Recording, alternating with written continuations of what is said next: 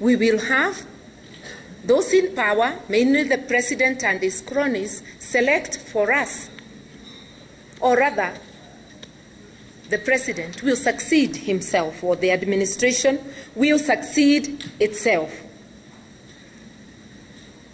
The regional kingship is being confined to the 5 major tribes in Kenya, who form 65% or thereabouts of the population. We have another 38 tribes forming about 35%. What does this mean?